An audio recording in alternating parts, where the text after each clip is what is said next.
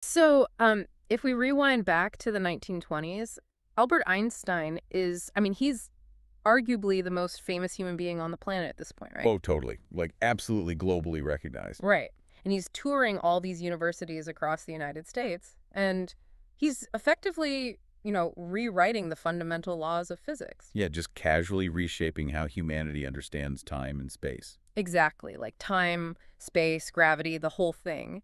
And he's standing in front of these auditoriums filled with basically the brightest minds of the era. People who are just desperate to understand relativity. Yeah, exactly.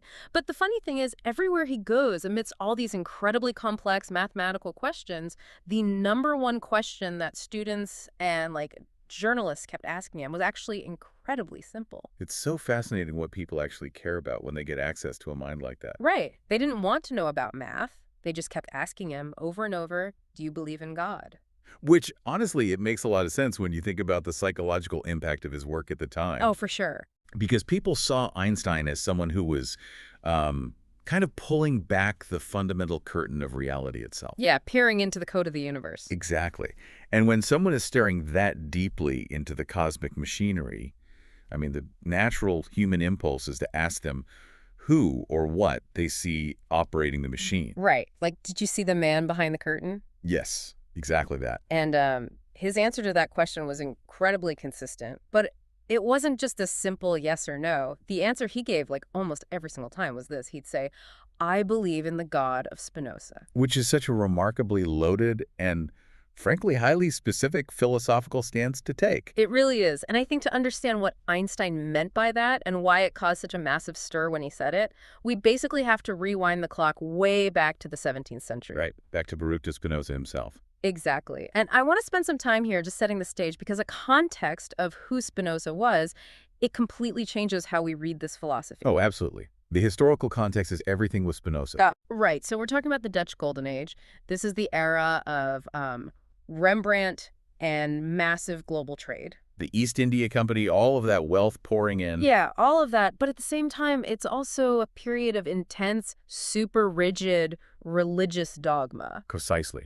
So Spinoza was born in 1632 in Amsterdam, and his family were actually Portuguese Jews who had fled the Inquisition. Wow. Okay. Yeah, so they sought refuge in the Dutch Republic because it was relatively tolerant for its time. Right. Tolerant in giant air quotes, I assume. Exactly. Tolerant in the 1600s still meant you operated within very, very strict theological boundaries. You didn't rock the boat. But Spinoza, from what I understand, was essentially a prodigy who just started questioning literally everything. He really was. He was a pure rationalist. He was operating in the same sort of intellectual currents as René Descartes, who was very famous at the time. Right, the I think, therefore I am guy. That's the one. But here's the difference. Descartes tried to use logic to prove the existence of a traditional God. You know, a God who is separate from the universe, the whole mind and body split. Okay, keeping the creator and the creation separate. Right. But Spinoza used logic to collapse that entire duality. He just flattened it. He completely flattened it. He essentially argued that God and the universe aren't two different things at all. So, God isn't some bearded figure sitting on a cloud directing the traffic of the universe. No, in Spinoza's view, God is the traffic. Oh, wow. God is the cloud. God is the literal laws of physics themselves. The philosophical term for this is monism. Monism, meaning just one thing. Exactly. He argued there is only one infinite substance in the entire universe. And everything, whether it's matter, thought, stars, human beings, they're all just temporary expressions of that one substance. So basically, to Spinoza, the word God and the word nature were completely interchangeable. 100% interchangeable. God isn't a creator who stands outside of creation. God is the totality of the natural world and all its governing laws. I mean, I have to imagine that the religious authorities of the 17th century did not take kindly to some young guy saying God is basically just physics and nature. Oh, they were absolutely terrified of it. It was incredibly dangerous to them. Because it threatens their authority, right? Completely. And because of this, Spinoza was slapped with the harshest writ of excommunication, which is called a cherem, ever issued by the Sephardic Jewish community of Amsterdam. Wait, ever? Ever. And he was only 23 years old at the time. That is wild. 23 years old and you get the ultimate ban. Yeah, they literally cursed him. They banned anyone from reading his work, being in his presence, or even standing within 4 cubits of him. So you couldn't even stand next to the guy? Nope. And later on, the Catholic Church subsequently put his works on their index of forbidden books, too. They really wanted to erase these ideas. Because his ideas were considered so dangerously radical, they completely dismantled the power structures of religious institutions. Which honestly brings us right to the core mission of our deep dive today, because we are going to unpack a really brilliant synthesized text based on Spinoza's philosophy. Yes, and it's such a beautifully written text, too. It really is. It's written as if Spinoza's God is speaking directly to humanity, but in a very modern, casual, conversational tone. It strips away all the thick 17th century academic jargon. Exactly. So our goal for you, the listener, is to explore exactly what this perspective entails, not just as some abstract piece of historical philosophy, but as a deeply practical, deeply liberating framework for how you can actually live your life today. Because the implications for your daily life are massive. Okay, let's unpack this. Because if the traditional view of God is like this strict, celestial micromanager who's just keeping a massive ledger of all your sins. Right, constantly grading you. Yeah. Spinoza's God is a fundamentally different paradigm. It's more like an endlessly supportive universe that just wants you to thrive. It takes the entire architecture of the divine, everything we've been taught, and just turns it inside out. It translates dense philosophy into a manifesto for everyday psychological freedom. I love that. So let's start with where we actually locate the sacred.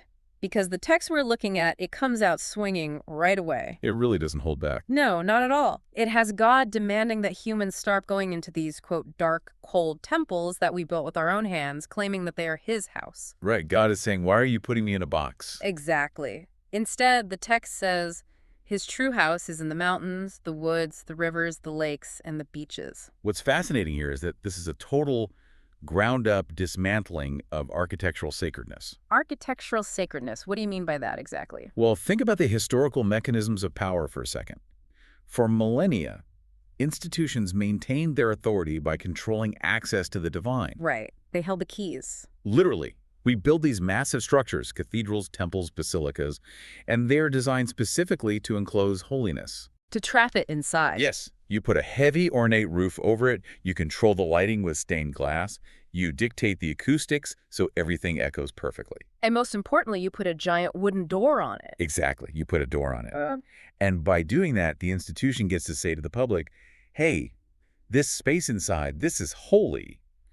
And the messy, chaotic, everyday world outside, that is not. So if you want access to God, you have to go through their doors. You have to play by their rules, and you have to accept their mediation. You have to pay the toll, essentially. But if God is the entirety of nature, like Spinoza argued, then putting a roof over the divine is just, it's mathematically absurd. It makes no logical sense.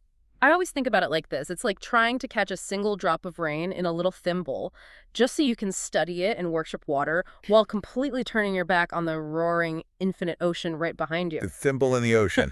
Yeah, that captures the dynamic perfectly. Because the ocean is just too vast to control, right? Right. Humans build the thimble because boundaries make us feel safe. When the sacred is confined to a building, you know exactly when you are in the presence of the divine. And crucially, you know when you're not. Exactly. You can behave perfectly, wear your best clothes for 1 hour on a specific day of the week, and then leave the temple and go about your messy, profane life. The building just compartmentalizes our moral obligations. It's super convenient. Very convenient. But, okay, if the ocean is the sacred space, if the mountains and the lakes are the actual temple, then there is no escaping it. Like, the sacredness is literally everywhere. Ubiquitous. Yeah. And I can actually see how that could be overwhelming to our human desire for categorization. Like, if everything is sacred, how do you even process that? It almost feels a little too big. It is big, undoubtedly. But the text argues that confining God to a dark, cold building is basically an insult to the grandeur of creation. Right. It's belittling. And the psychological shift here is what's really vital for the listener to grasp. The text connects this expansive natural environment directly to the experience of love. Oh, so? It says the natural world is where God expresses my love for you. It shifts the baseline of human existence from a place of artificial, rigid enclosure to a place of vast, breathing vitality. Which fundamentally democratizes the whole religious experience. You don't need a membership. You don't need to confess to a priest. You don't need to tithe 10% of your income. You just need to step outside your front door. Literally just go outside. So for you Yeah. listening, think about where you actually feel the most peace. Is it sitting in a rigid pew, or is it walking in the woods on a crisp morning? Mm. But, if God is the ocean and not the thimble, then the rules that were designed for the thimble no longer make any sense. Right, you can't apply indoor rules to the open sea. Exactly. And that completely dismantles how we view our own human flaws. Which leads us to arguably the most psychologically profound part of this whole text, the absolute rejection of sin and guilt. Yes, this is where it gets really liberating. The text has God saying point blank, stop blaming me for your miserable life. I love that line so much. It's so blunt. It is, and it explicitly denies that humanity is inherently flawed. It says, I never told you there was anything wrong with you or that you were a sinner. Okay, I want to dig into the why of this. Because if it's not in the fabric of the universe, why did human institutions invent the concept of original sin in the first place? Where did this massive guilt trip come from? It comes down to socio-political control, essentially. It's about the mechanics of compliance in early societies. So it's a control tactic. Entirely. Think about it. If you tell a population that they are fundamentally whole and good exactly as they are, they don't really need you. Right, they can just govern themselves. But if you convince a population that they are born sick, that they carry this terrible metaphysical debt from the exact moment of birth, then you, the institution, hold the absolute monopoly on the cure. Wow, original sin is basically the ultimate subscription model. That is exactly what it is. It creates a perpetual, lifelong deficit. You spend your entire life trying to atone for a crime you didn't even commit simply because you exist. Just breathing makes you guilty. Right. And in 17th century Europe, this fear of inherent sinfulness was the primary tool used by both the state and the church to maintain social order and, frankly, extract resources. So what you're saying is the psychological relief that Spinoza's philosophy offers isn't just about feeling a little better on a Sunday. It's about removing an unnatural, completely engineered debt. Yes, it's about breaking a psychological chain. Here's where it gets really interesting to me. I think about guilt like a heavy backpack full of rocks. Imagine someone forces you to put on this backpack when you're just a little kid. Okay, yeah. And they tell you, the universe demands that you carry this. It is your inherent burden. So you walk around for decades, you're exhausted, your posture is ruined, and you're just cursing the universe for making you carry these rocks. Sounds miserable. Right. And then, through this text, the universe essentially taps you on the shoulder and says, why are you carrying those? I didn't give those to you. The guy who handed you the backpack was speaking for himself, not me. Just take it off. I love that. And that neurological and psychological weight of guilt, it is very, very real. When you operate under the base assumption that you are inherently bad, your entire decision-making matrix is based on fear and avoidance. You're just trying not to get hit by lightning. Exactly. You do things solely to avoid punishment. But Spinoza's God steps in and removes that entire mechanism of inherent wrongness. The text describes this God as pure love, a force that simply does not judge, doesn't criticize, and doesn't get angry. It's unfazed. Completely unfazed. Mm. And when you finally drop that backpack of rocks, your decision-making matrix shifts from fear to actual genuine engagement with life. And the text gets highly specific about where we carry a lot of those rocks, particularly regarding the human body. Oh, yes. The body is a huge battleground for this. It explicitly addresses sexuality. It says, I never told you that your sexuality was a bad thing. Sex is a gift I have given you, and with which you can express your love, your ecstasy, your joy. Which, you have to remember, was an incredibly explosive thing to say in a post-Cartesian, highly puritanical world. Because everyone hated the body back then, right? Pretty much. Descartes had popularized this rigid dualism. It was the idea that the mind is this pure, elevated, spiritual, immaterial thing, and the body is just this flawed, dirty, mechanical thing that constantly drags the mind down. Like a meat prison. A meat prison, exactly. The flesh was seen as the literal enemy of the spirit. Passions, physical desires, they were all things to be conquered, suppressed, and hidden away. But Spinoza's monism, the idea that everything is one substance, says the mind and the body are made of the exact same stuff. They are just two different attributes of the one substance, which is God. So logically, hating the body is mathematically absurd. It's like hating the left side of a circle but loving the right side. Exactly. A strict rationalist looks at that mind-body split and sees a glaring contradiction. If a divine, perfect being created humans with physical bodies and intense physical desires, how on earth could those desires be inherently evil? Right. Why would you build a car to go 100 miles an hour and then make it a sin to drive over 20? To punish a creation for using the very tools it was designed with is illogical.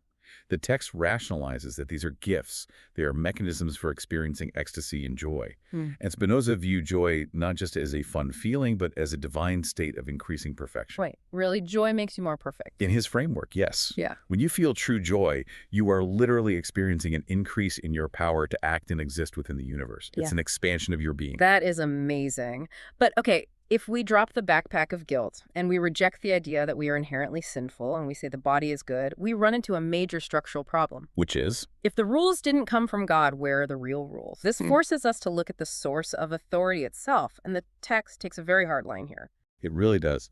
It goes right for the throat of organized religion. God literally commands, stop reading alleged sacred scriptures that have nothing to do with me. And this represents a massive tectonic shift in epistemology. Epistemology. Remind the listener what that is. Epistemology is simply the philosophy of how we know what we know. What is our source of truth? For millennia, the primary locus of divine revelation was ancient texts. Books. Books. Words written on parchment by people who lived thousands of years ago in vastly different cultural contexts. You accessed truth by reading what someone else supposedly experienced a long time ago. But this text challenges all of that dogmatic authority in favor of lived, everyday, empirical experience.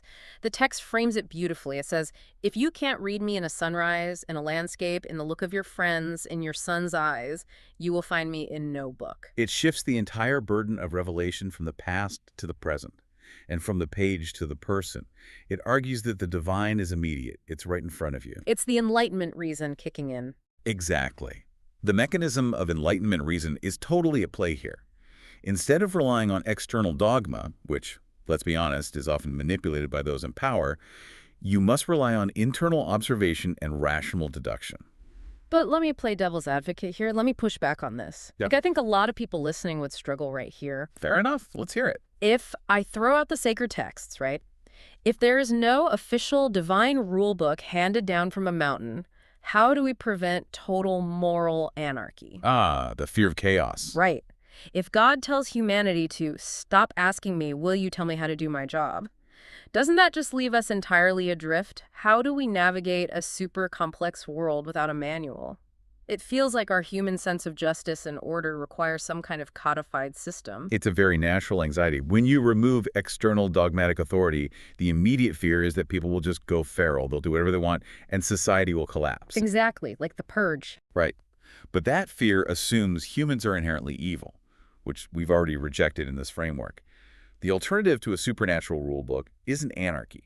It's rationalism. Okay, walk me through that. Well, the text says, respect your peers and don't give what you don't want for yourself. That's just the golden rule. Right, but the golden rule isn't just a nice, quaint religious idea. It's actually a mathematical necessity for survival. Precisely.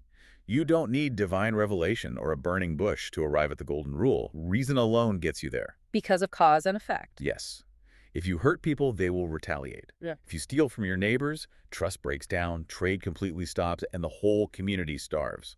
Social cohesion is a logical biological imperative for a species that relies on cooperation to survive. So the rules of morality aren't arbitrary commands yelled from the sky. They are just the rational laws of cause and effect applied to human behavior. Exactly. And the text offers a really brilliant, simple tool for navigating this cause and effect. It says, all I ask is that you pay attention in your life. Alertness is your guide. Alertness. Not obedience, but mindfulness. That is the absolute core mechanism of Spinozan ethics.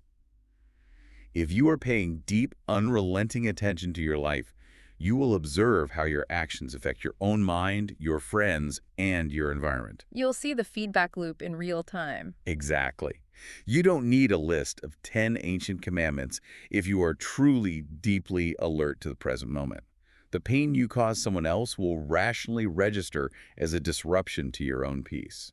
I mean, that requires an incredible amount of intellectual and emotional maturity. It really does. It treats the listener like an adult. The text actually says to stop asking for more miracles and explanations. It's like, stop waiting for a burning bush to tell you what to do and just look at the fact that you have consciousness, the fact that you are breathing right now, the fact that you have the capacity to connect with another human being. Spinoza's God is essentially saying, that is the miracle. Stop asking for supernatural parlor tricks when I gave you the entire beautiful machinery of the universe. A child needs constant explanations and magical interventions to feel safe. An adult uses their reason, pays attention to reality, and takes responsibility for their own actions. Perfectly said. But taking responsibility brings up the giant elephant in the room here, human failure. Sure, we all fail. Right. Even with the best intentions, even if we try our absolute hardest to be alert, we mess up. We are selfish sometimes, we are inconsistent, we accidentally or intentionally hurt people. Yes, we are deeply flawed in our execution. So, if there is no divine micromanager and no cosmic ledger tracking all our sins, how does this philosophy deal with the fact that people do bad things? Which brings us to the logic of creation and the total abolition of hell. And this is where Spinoza's logic is just incredibly tight. It is airtight. Mm. It relies entirely on cause and effect, treating the creator-creation dynamic as a closed logical loop. Okay, unpack that. Well, the text has God asking this great rhetorical question. If I made you, I filled you with passions, limitations, pleasures, feelings, needs, inconsistencies, and best of all, free will. Why would I blame you if you respond to something I put in you? Let's apply a modern framework to this to make it super clear. Think about a software engineer writing a piece of complex code. Okay, a coder. You design an artificial intelligence, right? And you specifically program it to process vast amounts of chaotic data, to prioritize its own self-preservation, and to adapt passionately to its environment. You've built all those parameters in. Exactly. You launch the program, and it does exactly what you coded it to do. It acts passionately and sometimes erratically based on its inputs. If the engineer then gets absolutely furious, screams at the computer monitor, and smashes the hard drive with a hammer because they don't like the output, we would call that engineer deeply irrational, if not totally insane. Right. It would be the behavior of a completely incompetent creator. You can't be mad at the code for running the code. Exactly. And Spinoza's God is the embodiment of absolute reason. You cannot code a human being with deep biological passions, intense physical needs, and inherent emotional inconsistencies, and then turn around and threaten them with eternal torture when they act passionately, needily, or inconsistently. It's logically broken. It is. The text makes this explicit. It says, how could I punish you for being the way you are if I'm the one who made you? And then it just drops the hammer on the whole concept of eternal damnation. It says, do you think I could create a place to burn all my children who behave badly for the rest of eternity? What kind of God would do that? The rejection of hell here is unequivocal. And let's look at the actual mechanics of why hell was invented historically. Yeah, let's look at that, because it's a very specific tool. It is the ultimate behavioral motivator, fear of infinite suffering. If you can't logically convince people to obey the king, or if you can't convince them to give their hard-earned money to the church, you threaten them with an invisible eternal fire. It's a cosmic extortion racket. Basically, yes. By completely removing hell, Spinoza is pulling the linchpin out of the architecture of religious fear. It completely de-weaponizes religion. But wait, if there's no cosmic punishment, what happens to bad actors? Because it feels like our human sense of justice demands a ledger. People want karma. Right. If some tyrant spends their entire life hoarding wealth and hurting people, and there is no hell, does Spinoza just ignore justice? Do they just get away with it and ride off into the sunset? It's a crucial question, and it's usually the first pushback you get. Spinoza doesn't ignore justice at all. He relocates it. He moves it from the afterlife to the present moment. That's how. Remember, in Spinoza's view, virtue is its own reward, and vice is its own punishment. If a person acts with cruelty, with greed, and causes alienation, they are fundamentally misunderstanding the interconnected nature of the universe. They're out of sync with reality. Yes. They are living in a state of delusion and deep psychological bondage. The punishment isn't fire after they die. The punishment is the miserable, isolated, paranoid state of their own mind while they're alive. They have literally built their own hell on earth. Because if you alienate everyone around you, you cut yourself off from the joy and connection that actually make life worth living in the first place. The natural consequences of your actions are the punishment. Precisely. You suffer the isolation you created. And conversely, when you act with compassion and rationality, you experience joy and peace right now. The heaven is also present. So as a listener, if you think about your own, inconsistencies and limitations, the anxiety you just can't shake, the desires you feel guilty about, the times you act completely All irrational, messy human stuff. yeah, all of it. If we view those not as moral feelings that make you unworthy of love, but simply as built-in features of a complex biological experience, how does that change your morning today? It's not an excuse to be harmful, because remember, alertness is still your guide, but it is a profound reason to stop hating yourself for just being human. You are just debugging the software of your own mind. And that fosters a radical, radical self-compassion. Mm. When you stop viewing your fundamental nature as a crime against the universe, you aren't paralyzed anymore by the fear of stepping on some metaphysical landmine. You can actually start engaging with the world in a healthy, productive way. But, okay, if we completely remove the threat of hell, and we also remove the promise of heaven as a reward, we are fundamentally changing the timeline of human existence. We are shifting the center of gravity to the present. It alters the entire why behind our actions. The text says, "My beloved, this life is not a test, not a step on the way, not a rehearsal, not a prelude to paradise." This is really the existential core of the philosophy. For centuries, religious frameworks have framed life as a waiting room. Just biding our time. Exactly. The present moment is constantly devalued in favor of a theoretical future payoff. You endure the suffering here, you follow the strict rules here, you deny your passions here, all so that you can get the ultimate VIP access after you die. It's like, okay, imagine spending your entire 2-week vacation in Hawaii, right? Okay, nice. And you spend the entire 2 weeks just stressing about the flight home, or, even worse, scrubbing the hotel room floor with a toothbrush so management gives you a gold star on your way out instead of actually going outside and swimming in the ocean. Oh, that's tragic. You miss the entire point of being there because you're obsessed with the checkout process. That is a perfect analogy. You are sacrificing the known reality for a completely unknown assumption. The text absolutely shatters that paradigm. It says, this life is the only thing here and now, and it is all you need. It declares that God has set humanity absolutely free. Yes. There are no prizes, no punishments, no sins or virtues, no one carries a marker, and no one keeps a record. No one keeps a record. I mean, let's be real. That is a terrifying amount of freedom. If no one is grading the test, isn't that a massive existential burden? The text says, you are absolutely free to create in your life. It's you who creates heaven or hell. It is a massive responsibility, Yeah. and that's exactly why it doesn't lead to nihilism. Because nihilism says nothing matters. Right. But Spinoza's radical freedom means that everything matters right now. Yeah. If heaven and hell aren't geographical locations in the afterlife, but they're psychological realities that you construct today with your actions, then you are the architect of your own experience. The agency is entirely on you. You cannot outsource your happiness or your morality to the afterlife. You have to build it today. I love how the text addresses the concept of the afterlife, too, because it doesn't arrogantly claim to know exactly what happens after biological death. It's not pretending to have all the answers. It's very humble in that regard. But it offers this philosophical wager on how to treat the idea.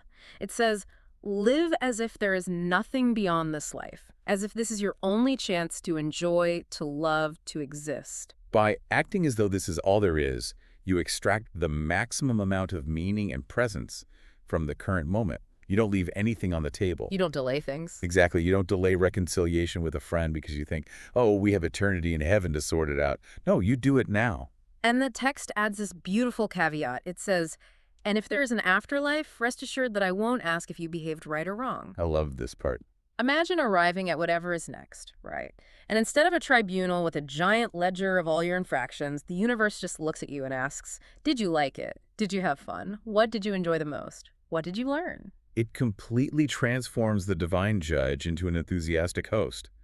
The creator of the universe simply wants to know how you experienced the creation. Did you enjoy the party? Did you appreciate the gift? It completely reshapes the metric of a life well lived. The metric isn't how strictly you adhere to dietary laws, or how many times you sat in a cold temple, or how much you suffered. The metric is your joy, your curiosity, and your deep engagement with the reality right in front of you. It's beautiful. Which naturally forces us to ask, if life is about joy and existence, rather than passing a moral test, what does it actually mean to believe in this God? What does worship look like if there's no temple, no rule book, and no ledger? The commands here are almost jarring to the modern religious ear. The text has God explicitly saying, stop believing in me. Believing is assuming, guessing, imagining. To tell someone to stop believing in God sounds like straight-up atheism at first glance, but it's actually a demand for something much deeper. Yes, belief, in the traditional sense, often requires accepting a proposition without any empirical A evidence. blind leap of faith. Exactly. But Spinoza's God, the God of infinite reason in nature, doesn't want you guessing based on hearsay or dusty books. God says, I don't want you to believe in me, I want you to believe in you. That shifts the paradigm from cognitive, intellectual belief to a visceral, bodily experience. Yes, the text says, I want you to feel me in you.